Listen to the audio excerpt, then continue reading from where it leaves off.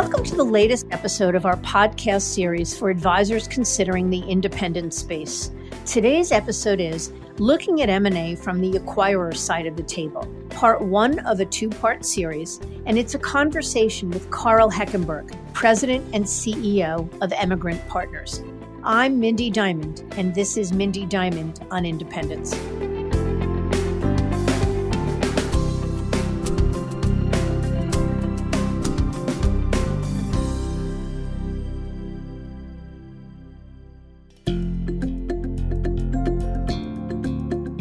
This podcast is available on our website, diamond-consultants.com, and on advisorhub.com, as well as Apple Podcasts and other major podcast platforms. If you are not already a subscriber and want to be notified of new show releases, please subscribe right on your favorite podcast platform or on the episode page on our website. And if you find the content in this series to be useful and know others who could benefit from it, please feel free to share it widely. When New York Private Bank and Trust doubled down on their control of fiduciary network in 2018, the wealth management industry took notice.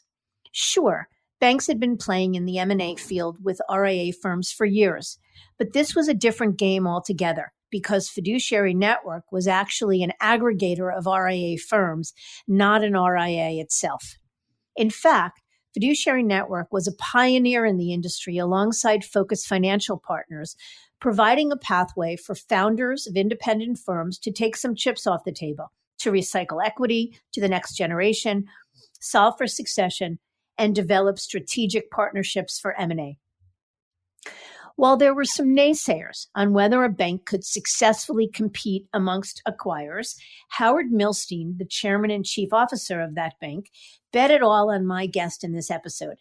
And few will disagree, it was a smart bet for sure. Because Karl Heckenberg, president and CEO of Emigrant Partners, has taken the role seriously, putting the fiduciary network name aside and building out a value proposition that's rooted in providing growth capital and serving as an advice partner to independent firm owners. And this value proposition, along with the well-established clout of the Milstein family, has carved a niche for Emigrant Partners that few others can claim, and has earned the firm industry distinction as being representative of a new breed of acquirers in the RIA space. While the M&A market has enjoyed years of record-breaking deals, the impact of the COVID crisis has put some uncertainty into valuations and appetite. But as Karl shares, it's not all bad news, as even in the midst of this pandemic, Emigrant completed two acquisitions. $14 billion Stratos Wealth Partners based in Ohio on April 1st, and $3 billion RIA Parallel Advisors out of San Francisco on May 4th. We'll be speaking with the founder and CEO of Stratos, Jeff Concepcion, in our next episode to get his perspective from the seller's side of the table. But for now, I'm excited to have Karl on the show to share the acquirer's point of view, how Emigrant's unique value proposition is driving success, the impact he foresees as a result of the COVID crisis, and his advice for both current and prospective independent business owners. So let's get to it.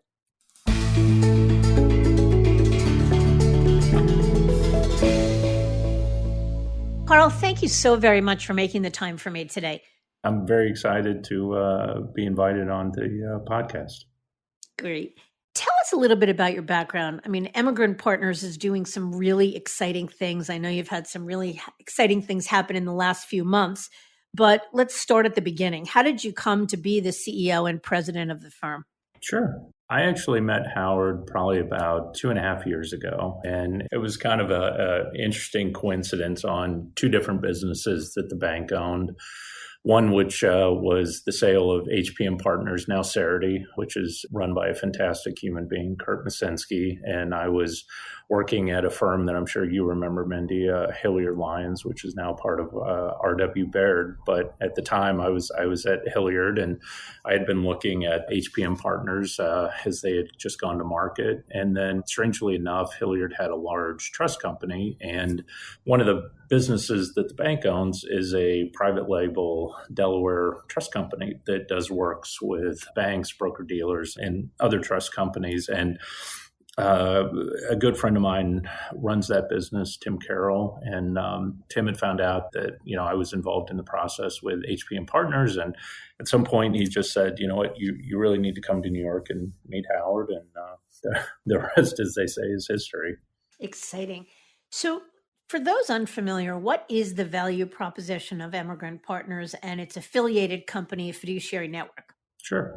I had followed Fiduciary Network for years. It was always a bit of an enigma, but I found that the idea of providing minority non-voting capital to these really great independent wealth management firms very attractive. I'd seen enough control transactions in my lifetime to know that generally I feel like those are very tough to make work. And when I had met Howard and learned the story of the bank and, the family and all of the different operating businesses, it really just seemed like a exciting business. I think the value proposition is, as we meet with sellers, is, look, there's traditionally a couple of different avenues a seller can go down. One is a control sale.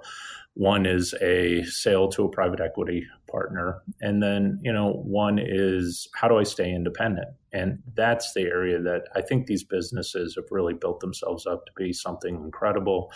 They want to stay independent, but they have either a founder liquidity issue or, they really need help taking the next step into growth. And being what I call a family office that owns an operating bank, I think we're fairly unique in that we can come in and really tailor a solution for those companies. And that's something that historically has been reserved for private equity. The problem with private equity is the investment time period is, 3 to 5 years. And that can be very challenging for a firm to have to go through this every 3 to 5 years.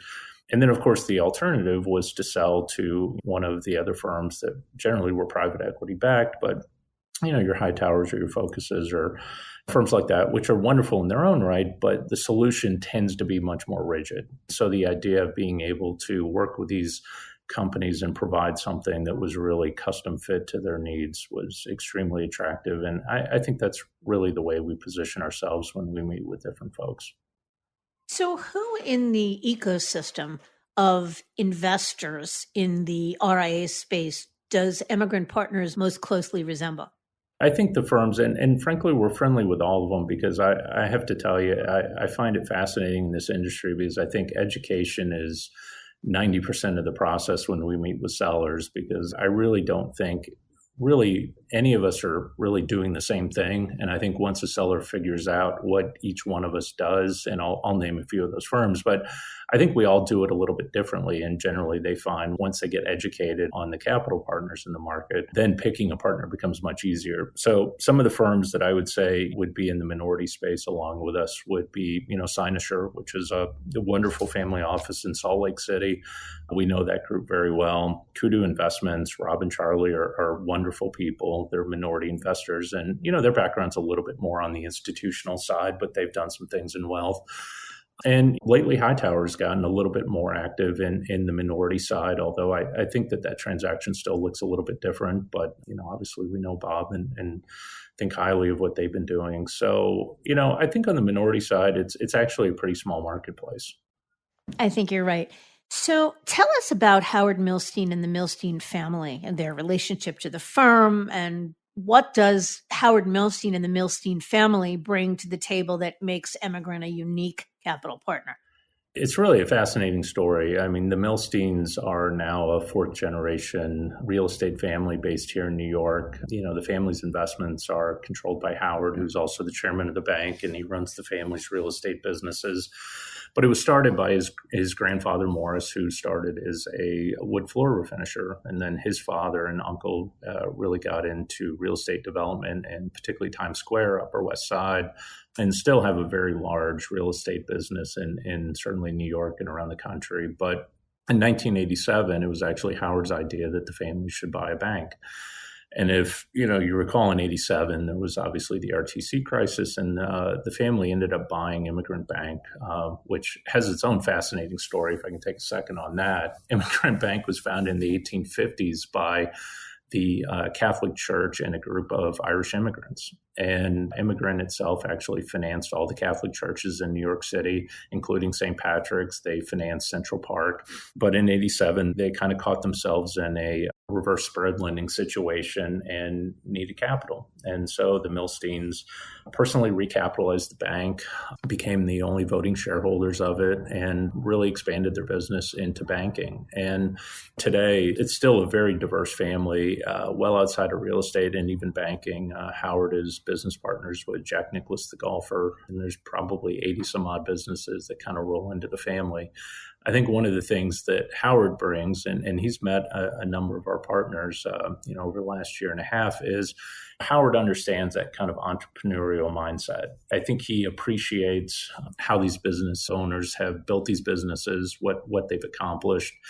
And I think he understands what it takes to help those businesses to the next level. And that's capital, but I think it's also advice and how you do that in a thoughtful way. But, I think in real estate, much like what we're trying to do in our business, having a very long-term perspective is helpful. And, I think we've seen that by even the two investments that we've made since, in the midst of COVID-19, which were Stratos and Parallel. Mm. And what was the Milstein's family attraction or interest in the financial services space in this RIA space? How did they get involved in it? So, this actually goes back to pre-2007, but, the family actually, along with Mark Hurley, started Fiduciary Network, but actually at the same time, they started another business, which they had control interest of, which was HPM Partners, which is now a $20 billion multifamily office RIA. And I think what Howard believes in very strongly is, these independent wealth management firms, the idea of providing unconflicted advice, being able to work with clients in an open architecture environment, and really focusing on financial planning and asset allocation and all these things is very attractive. And I think that's, when I started in the business, a long time ago, I hate saying this, but the only people that I knew that were independent were, to me, a little bit crazy. It was a little bit out there in the 90s, the idea of these independent firms. And now it's really the platinum standard. If you're a financial advisor, even if you're at a Goldman Sachs or Morgan Stanley or UBS, it's aspirational to own an RIA. And I think, certainly Howard saw that. And I think starting those two businesses was a validation of what he saw of, what would come in the industry. Yeah, I call it part prescient and part really smart, but I think he was right and it was a good bet. So you mentioned 87 businesses under the Milstein family umbrella. What are some of those businesses and how is there any, cross-contamination in a good way, cross-pollination, synergies that can be created between any of those ancillary businesses and the Emigrant Partners businesses? There are some of the businesses that I found very compelling, and I thought it would be important to kind of tell when Emigrant Partners was formed. I'd mentioned New York Private Trust Company, which just does private label trust services for banks, broker-dealers, and RIAs. So the ability for an RIA to have a branded trust service without the hassle of kind of chartering a trust company and going through all that. We have a very large high net worth property and casualty brokerage business called Personal Risk Management. We have a large private credit platform that actually a number of firms have tapped in an SMA program. We have a New York Private Finance, which is actually a liquid lending business for clients with LP interests, land, other kind of liquid assets. And one of the most interesting businesses that, unfortunately, I don't know enough about personally, but we work with them a lot, is Immigrant Fine Art Finance, which is actually the largest art finance platform in the world. And then, there's other businesses. We have the largest investment bank focused on professional sports franchises. We have a family office portal business. It's been interesting over the last 2 years to kind of see how we've slowly kind of introduce these firms to our companies. And it's never a mandate that you work with them, but we found is you put smart people in a room and they get to know each other. They start using each other as a resource, and that could be trust, insurance. We have a venture capital arm, and clients getting access to some of that, kind of thought leadership and being able to access those investments. And just being a bank in and of itself and having a deposit platform and the ability to even, make loans to clients in more challenging situations has been a huge benefit. So I want to focus a little right now on the two deals you've done recently. You just mentioned it. In the midst of this COVID crisis, Emigrant announced two major acquisitions. First, the $14 billion deal with Stratos Wealth Holdings based in Ohio on April 1st, and then $3 billion RIA Parallel Advisors out of San Francisco on May 4th. Yeah. And actually, Jeff Concepcion, the founder and CEO of Stratos Wealth, will be a guest in our next episode of this podcast. So we'll get to hear from He'll be much more interesting than I am. Well, we'll see. It'll be a contest. But I'd love to get your point of view on those deals. So what can you tell us about them? Why now? What was compelling to Emigrant about them? What was compelling about Emigrant to them, et cetera? Yeah, so it's interesting. Jeff was working with Liz Nesvold, who's, I've known for years and is a friend. And, Liz called and said, I think this is a business you should look at. And admittedly, it's not a business that I think historically we probably would have looked at. I always say Stratos' clients are, the actual advisors.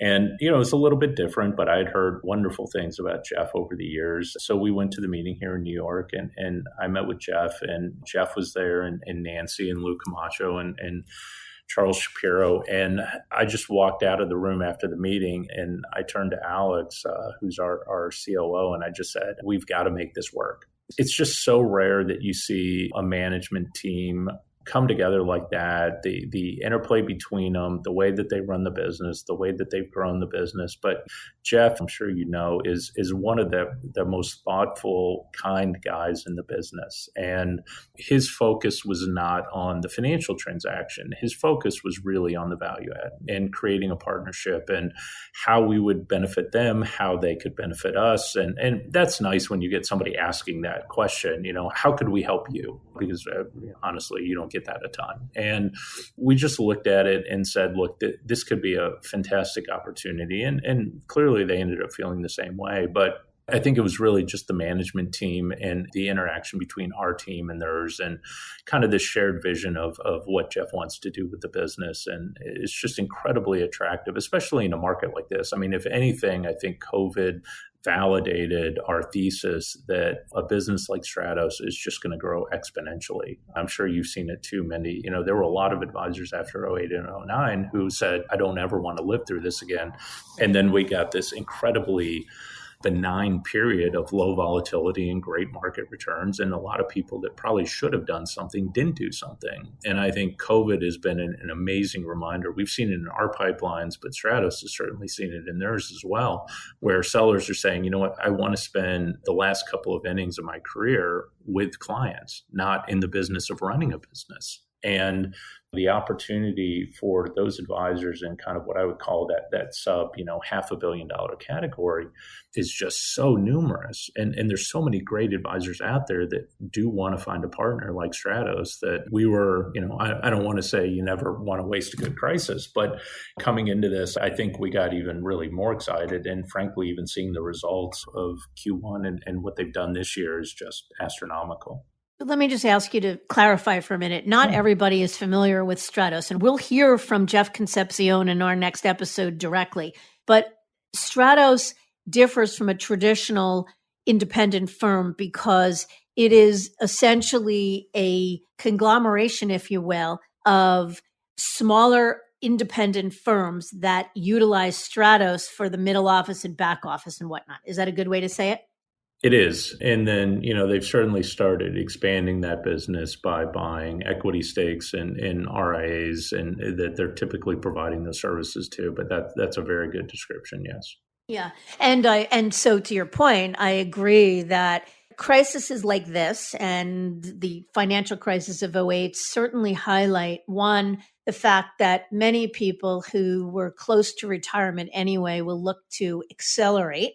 And many, even if they're not looking to get out of the business, certainly looking for a partner. This crisis sort of can make someone who is a standalone business owner feel lonely.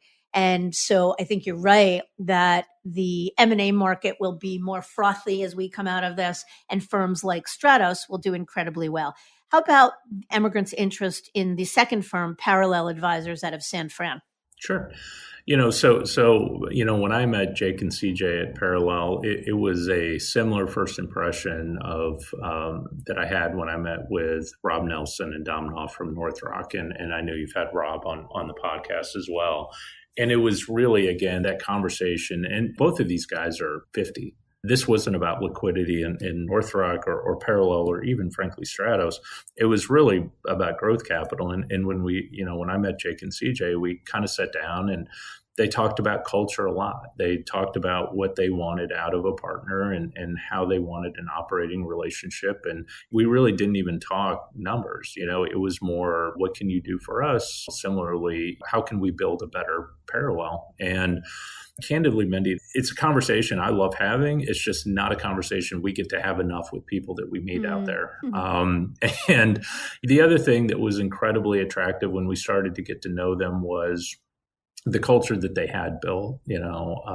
It's very open, and I think that even got referenced in one of the articles that got written. I was called in, at one point, and I met with all 26 partners, and this is before a decision was made. And that's actually very rare. It's very rare that the entire partnership really gets kind of involved in this decision-making process. But all of the partners were asking the right questions. How are you going to make us better? How are we going to grow? How do we do this together? How can we be good partners? And, when you start hearing questions like that and people aren't focused on the economics, because I usually say if you can get that part to work, you can make the numbers work. You've got to get that connection to form. And, similarly, their growth has just been 30% a year for a decade. And it's just been a phenomenal success story. But I really appreciated the fact that this was more about bringing in someone because they're realizing that to take the firm from 3.4 billion to 10 billion is a different journey. And, they want help. And that's an exciting conversation. We've talked about three firms, North Rock, which is one near and dear to my heart because our firm was fortunate enough to represent Rob Nelson and his partners in the selling of a minority share to Emigrant. Yes. And the two deals you're just talking about now, one with Stratos and one with Parallel. So let's use those three as an example. And you talk about, all three partners were focused on less on their personal financial gain and more on how can you make us better? So what are some of the things that they were hoping you would do for them and some of the things that you, as a partner of Emigrant, they can expect from you to accomplish as opposed to just going continuing along the same path? Why sell at all? And then why Emigrant? Sure.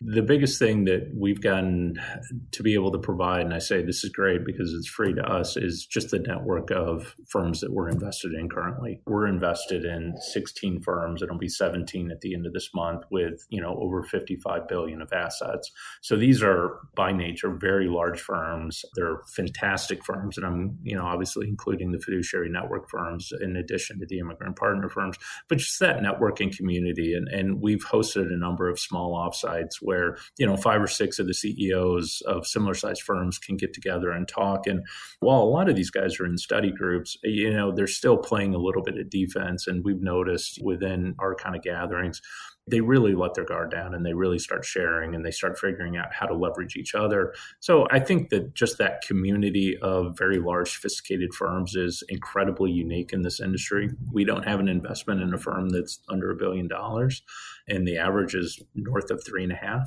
So that's a little bit unique. And then I think in some of the other areas, it's really because, myself and my team kind of sit at this nexus in the industry. We get to see what makes firms, what gets them to be able to take that next leap to the next level. And sometimes it's governance, very often, in my opinion, and this sounds self-serving, but it's about broadening the ownership internally. I don't think it's a coincidence if you look at benchmarking data in this industry that firms that have more broadly distributed ownership internally grow faster. And that's one of the things that we help these firms do. But I think that them seeing best practices from other firms, and that can be consulting from us on compliance, legal consulting. It could be even around real estate. How do I negotiate on this? How do I do this? A lot of it is benchmarking. I mean, we work with all the custodians, but we have a fantastic person in our group who's got a wonderful background that really spends our time on non-M&A related activities with the firms, digging into things like client profitability analysis, looking at their margins, whether it's EBITDA margins year over year, and backing out, market appreciation and all of these other things that, frankly, these are still mostly small businesses, and they are usually, because they're growing so fast, they're usually extremely busy. So being able to have somebody kind of step in as almost an outsourced enterprise project management office and say, let's prioritize 4 things that are important to you as opposed to the 20 that are on the whiteboard. And then how do we accomplish them? And I think that those things and just some casual conversations around how do you create a partner? How do you install better governance? How do you really approach M&A? M&A prep, I joke, I spend more time talking firms out of M&A than I do talking them into it. And so I think it's all those things. And it's just having an open, transparent conversation and understanding each firm is different. I kind of mentioned our capital solution, and we view it as very flexible and the ability to tailor it to these firms. But I think you also have to tailor kind of the advisory work to them as well, understanding they all have different backgrounds. They were all formed at different periods of time. They have different partnership dynamics and makeups, and we've kind of seen it all. But really understanding what is going to make that firm, what made it special, and what do they need to retain, but how do they make it bigger and better? So how does Emigrant think about who would be a good partner for Emigrant? So in this world, in this universe, especially now as we talk about how there will be more sellers likely in the RIA space, there are more and more billion-dollar plus firms. So other than the fact that a firm manages more than $1 billion, what else would make them a good partner with Emigrant that would make you interested in investing in them? Yeah, I think the biggest litmus test for me personally is when we meet with the next gen. And it's amazing, even in a prospect stage, how enlightening that can be on what it's really like at that firm, because it's very excited to get enthusiastic around a lot of these firms, and they're big and they're large. But then when you actually start sitting people down, similar to what I was saying around Parallel and North Rock, when you start meeting with different people and they start getting excited about the partnership and they've been involved in the decision, because I always say we're dealing with the founders, but really we're going to have to live with the next gen, and vice versa. They're going to have to live with us. We want them to be as excited about the deal, because I think the legacy of this industry going back 10 years was these were founder transactions. The founder did a transaction, the next gen got dragged along. And I think over the years, and not with our firms because of the way that the equity gets recycled, but with other firms, you've seen people that feel trapped. The firm's been sold and they're just not happy with it. So as we look at that, I think next gen engagement is a major kind of gating issue for us.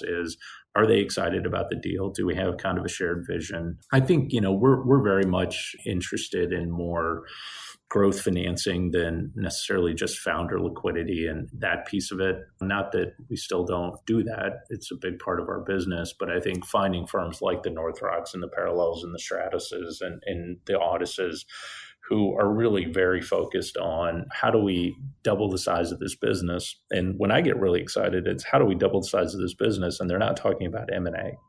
That's exciting. Yeah. So what kind of investments are you making in these firms?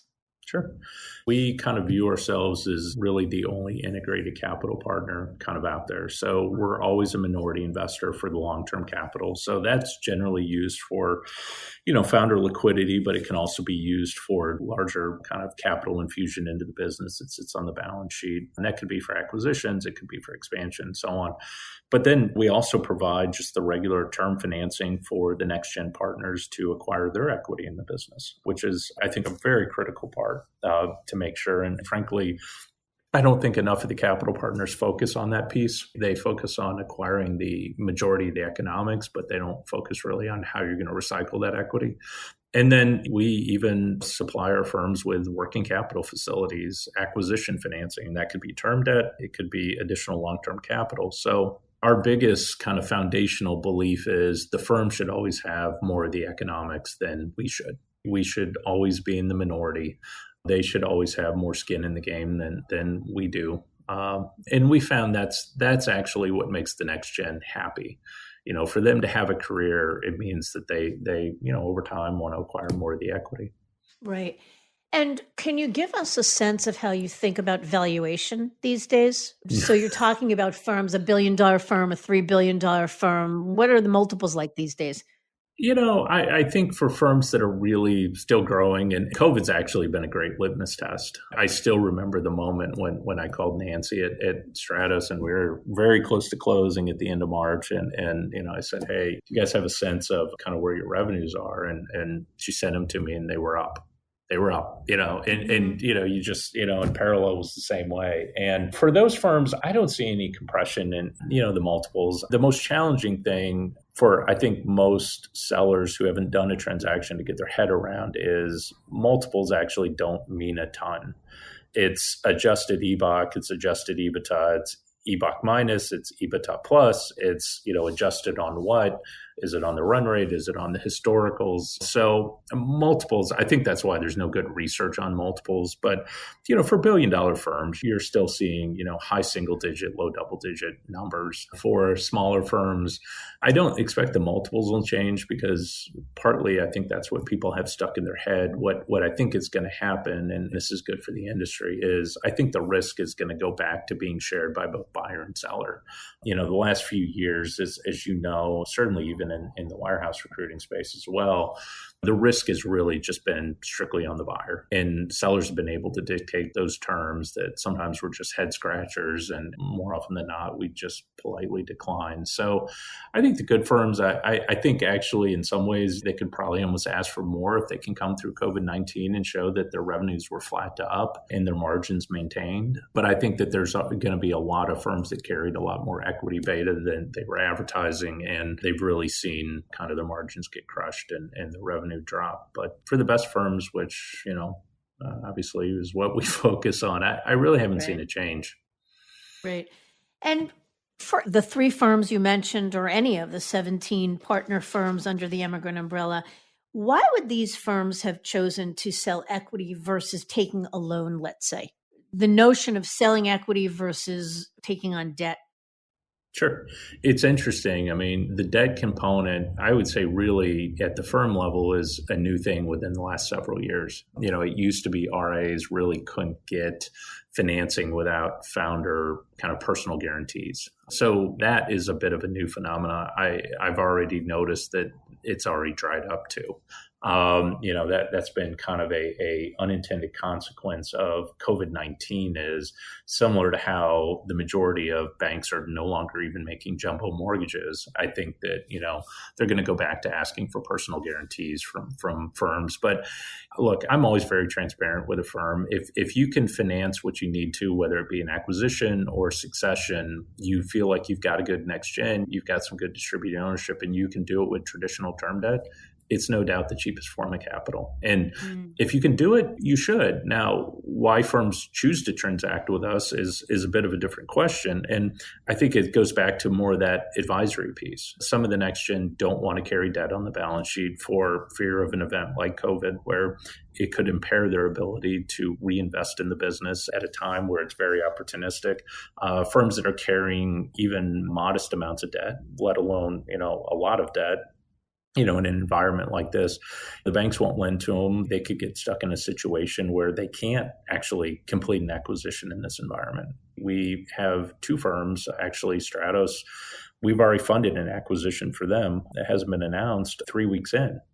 So, for them, it was certainty of funding. They knew having a partner like us, no matter what the environment was, they weren't going to have to mother may I to the bank and convince them to lend them money to do the deal. And actually, Parallel has another small one lined up. So I think it's that certainty of, being able to bring term debt into the structure and, finance those when the opportunity is greatest, because that's the thing that really kills people is this is the time that they probably should be out in marketing and acquiring businesses. And if the debt market dries up, and unfortunately it has right now for a lot of folks, it's pretty challenging. And how have the firms that have been under the Emigrant Partners or Fiduciary Network umbrella for a long time, so North Rock and Parallel and Stratos are newer additions, but how about firms that have been under your umbrella for 5 or 10 years? How have they done? How has Emigrant demonstrated its worth, over that period of time? I think if you take some of the earliest firms, and one is in your hometown, Region Atlantic, the founder of that firm is David Bugan, is long gone. We're financing the third generation. The second generation that bought some of David's equity is now selling to the third generation, and they just crossed $4 billion in AUM. Avinsky Katz, which was actually the first fiduciary network partner firm, that I think when that investment was made, that firm is now 3 times the size. And again, Harold and Dina, Harold, who founded the firm, Avinsky, is retired. And again, financing the third generation, not just the second. So, I think that, those firms are growing and thriving. You look at a Sandhill in Palo Alto, or a Brower and Janikowski, or, a Brightworth in Atlanta, or an Advisor Investments in Boston. I mean, they're still just remarkable firms. I am the beneficiary. Mark built a phenomenal group of firms. No one would ever, I think, challenge that. So we've had a wonderful relationship with them, but just watching them and being able to use them as a case study when you talk to a Parallel or a Northrock around equity transfer and all those things, it's nice to be able to pick up the phone and call a George Stapleton or Ray Padron at Brightworth and say, these guys have done it. They've done it. They also weathered this through, 2008, 2009, but they've successfully transitioned their equity. And I think that's what's made them very attractive firms within their local markets. Brightworth's done a number of acquisitions, but them being able to say, hey, we have a capital partner, but B, more importantly, we have an active internal marketplace for our equity units. And we're growing at twice the benchmark of what a normal $1 billion firm is. So it's just an incredibly impressive group of firms.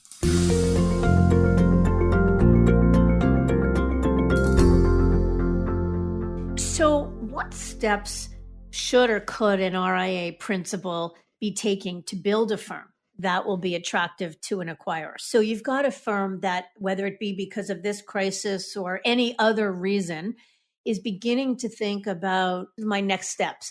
I've reached a ceiling on growth. My next gen is not as robust as it should be. I don't really have a succession plan. I'd like to think about recycling equity. I mean, there are things I want to be able to do. Yeah. And I realize I can't by myself. So I've got a number of choices. But how do I make my firm attractive to an investor like Emigrant? Yeah. I think the biggest thing that a firm can do up front is just be transparent about where they're having challenges. We've seen challenges across the board. We understand firms have them. I usually tell people, if you think you're going to retire in 10 years, that means you sort of started transitioning the equity probably 10 years ago. That's one of the biggest mistakes that we see is, when we go in, 2 or 3 people still own 80 or 90% of the equity. That's a really challenging situation to have that firm stay independent. So I always tell people, you don't have to sell to us, but you got to start selling to your next gen and start selling early, even if it's nominal sales, just to get them on the map and to get people comfortable with it. Another big one is you really need to manage your P&L as if you were marketing your business today, and you need to do that every day, every year.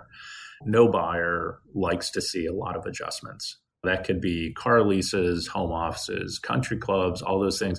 You've really got to manage your expense structure and your P&L so that when a partner comes in and looks at your historical financials, and then they're looking at your projections, the margins are essentially the same. Nobody wants to see, well, we used to operate at a 20% margin, but suddenly this year we're going to operate at a 52% margin.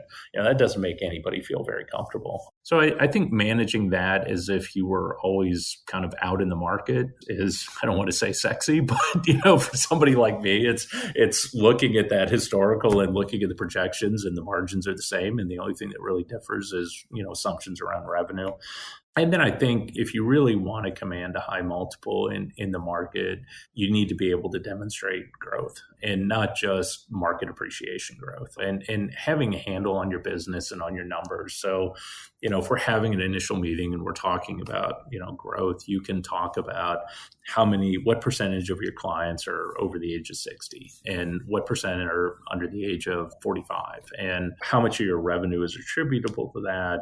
And all these things. things and really understanding just the metrics of your business. Because I think the worst thing that's happened the last 10 years is we've had a phenomenal bull market in the public equity space is people have just frankly gotten a little lazy. Every year, even if their margins collapsed a little bit or contracted, their distributions were more. They made more money because the market was going up by so much. And people just weren't managing the business the way that they should. Another thing, and it's not the most tax efficient thing, but I'm always a little bit happy when I see firms have reserved some cash because they are preparing for kind of that rainy day. And that's something, if I can give you an easy layup on Jeff, that's a fascinating area to talk to him about, because I think that, again, it makes everybody feel internally at the firm and externally, if you're kind of working with a external capital source, makes them feel like, you're running this business like it's a business. Yeah. So let me pivot for a minute. A good portion of our listening audience are employee advisors sitting at wirehouses or traditional wealth management firms. So let me ask you a couple questions from that perspective. Does Emigrant play at all in the breakaway market? We've actually had a number of conversations with advisors. We kind of developed a financing mechanism. What we found, and rightfully so, is, and I'm probably a victim of my own candor, is, when you're coming out of a environment like that, you really don't know what you have yet. And it's going to stink if you sell too much, too fast, and you find out you've got a $2 billion business, not $1.5 billion business. So, we've kind of talked to a number of different people about it and said, look, if in the right environment, if you needed some bridge financing and no commitments, we'll just see what the firm looks like, but we'd love to partner with you. And I think that's the big difference, that, advisors have so many choices now. When you look at even what LPL's doing in the transition assistance and kind of their new program, and you look at groups like Stratos who do it on a direct basis, or Dynasty or some others, I think the point of starting a business like this is, if you're going to do it and you have the mentality to do it, you got to be willing to bet on yourself. So it hasn't been something that we've done. We've always been very supportive of. I mean, North Rock was, I think only founded about 7 years ago. So I still consider them jokingly a breakaway, even though they're not anymore. But no, I think you just have to have that mindset and know that, you just don't want to sell yourself short coming out of that environment, because we've seen some incredible success stories of firms that have come out. And, Summit Trail is obviously probably the one that people would point to and say, there you go. Yeah. So just for our listeners who aren't familiar with who and what Summit Trail is, tell us what you mean by that statement. Yeah, no, Summit Trail was interesting to follow from the outside, Jack Peterson, and it was a group that was at Barclays. As I recall, they were originally at Lehman, but it was Correct. A group of advisors from all over the country who kind of came together, decided to form an independent firm, and, they did it with the assistance of Dynasty. And today, the firm is, you probably know more than I am, but I want to say it's probably north of $6 or $7 billion. It's a very large independent firm. It was only founded, I don't know, maybe 5 years ago. Has a wonderful partnership culture, and we've gotten to bump into Jack a number of times, and just a great human being. But I know when I've talked to Jack, if you go back and said, what do you think this thing would be? I don't know what he would have said, but my guess is it wouldn't have been this. And it's been extremely attractive. And, it's been a huge success story of breakaways that have come out and continue to grow at a phenomenal pace. And, it's just a great firm. So I think sometimes when you have lightning in a bottle, what you don't want to do is just, sell yourself short. Right. So it's less about Emigrant being philosophically opposed to investing in a breakaway, and more being honest and transparent about the fact that it may not be in the breakaway's best interest to sell equity out of the gate until they've built the firm they're meant to build. Yeah, we've seen that a few times with people that make equity or rev share deals with breakaways. We're trying to design long-term partnerships. So what you don't want to do is have someone resentful that they thought that, the firm was going to be X and it's 3X. And they sold more than they needed to. So, that's why I said when we've talked about this idea with a few firms, we've said, look, I think what makes more sense is to provide the bridge lending to help you become an independent firm.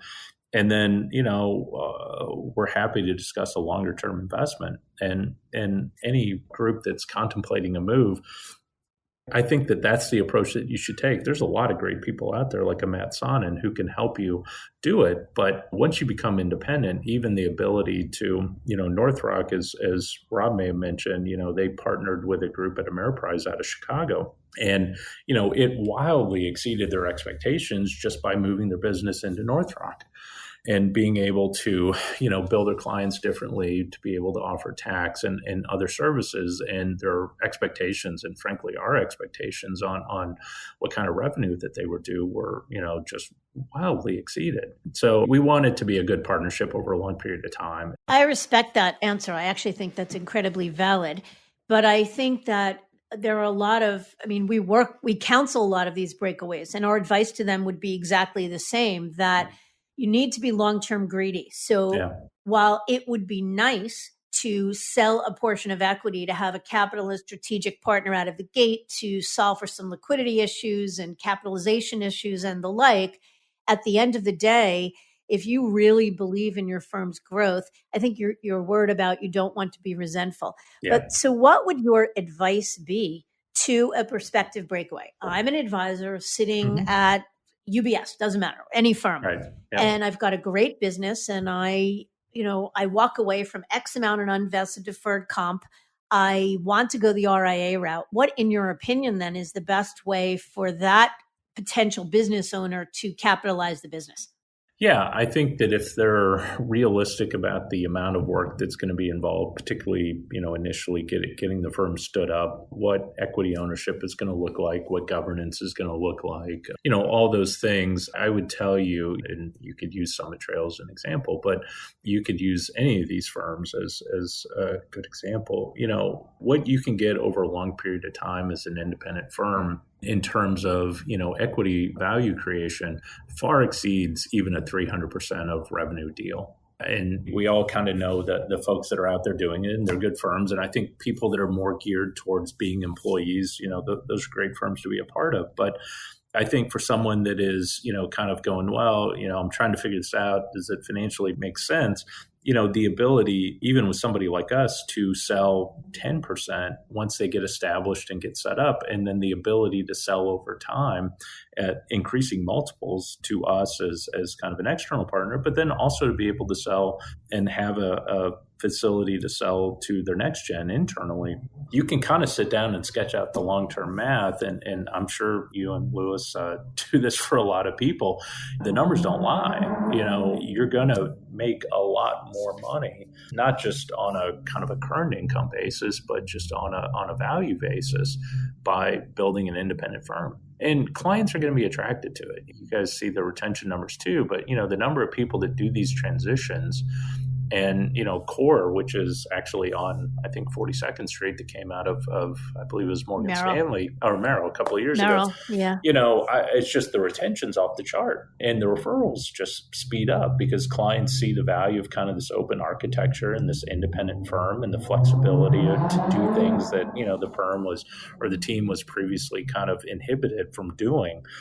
And a lot of the old barriers, I made the comment earlier in the podcast, when I started as a financial advisor, only kind of the kooks and the crazies were independent. Yeah. Back then it was because Merrill had a great technology platform, relatively speaking. And, it had access to all these amazing investments. Now, if you're sitting at UBS, the investment world is much larger on the independent side. And you've still got access to kind of the credit products, the deposit products, the insurance. I mean, you actually can do so much more on the independent side than you could as kind of a captive employee at one of these wirehouses. And 20 years ago, that wasn't true. It is now. And I think that's why you're seeing, I think more people have left Goldman Sachs' private wealth management group in the last 2 years than they had in the previous decade. Yes, you're absolutely right.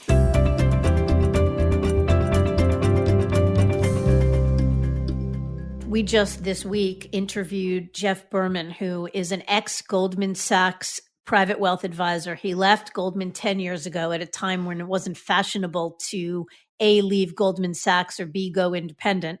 And he's tripled his business and done extraordinary things, and talks about the extraordinary talent and the robust investment landscape available to ultra high net worth focused advisors. So what you're saying certainly rings true, and your advice and your candor is really appreciated. So one last question. What's next for Emigrant? What's on the radar? What comes next for you? Yeah, no, you never want to make light of what's happening, but I think that this shakeout of what's happening in the economy, but within our industry, is going to keep, particularly us, very busy, certainly throughout this year. But I think just going forward, even if we just stop bringing in new partner firms, supporting the firms that we have, they're continuing to get bigger and better and so on. We're continuing to introduce our firms to really great partners. And those aren't always immigrant firms, firms like iCapital or Spider Rock or, a number of the large kind of GPs out there to help, kind of build out their business further. So I think we're just really focused on finding quality people, continuing to make good investments. It's been a wonderful investment for, the family over the last, 13 years. I would imagine it'll continue to be an amazing investment over the next 20. So I think we'll just continue to do what we're doing and knock on wood though, right? Yes. And most importantly, stay healthy and safe through this COVID crisis as the country continues to open and hopefully everybody goes on to do really good things, exciting things. Karl, I can't thank you enough for your time, for your wisdom, for your transparency, for your classy answers, all of the above. And I look forward to continuing the conversation. I really appreciate it, Mindy. Thank you. Pleasure.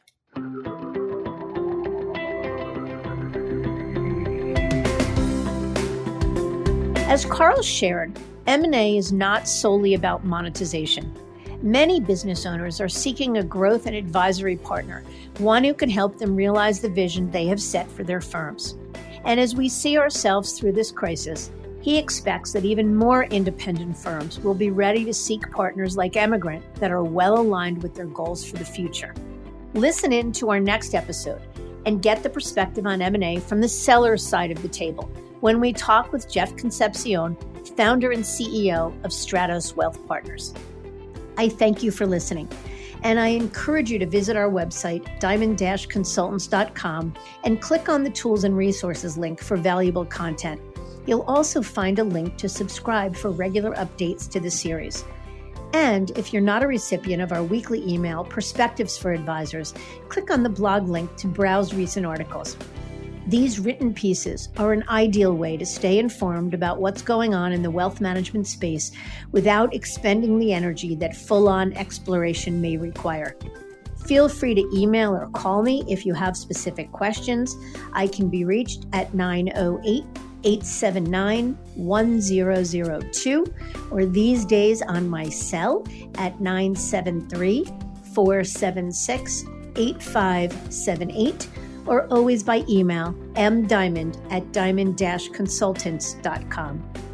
Please note that all requests are handled with complete discretion and confidentiality. And again, if you enjoyed this episode, feel free to share it with a colleague who might benefit from its content. And a special thanks to AdvisorHub.com for sharing this podcast with their viewers and subscribers. This is Mindy Diamond on Independence.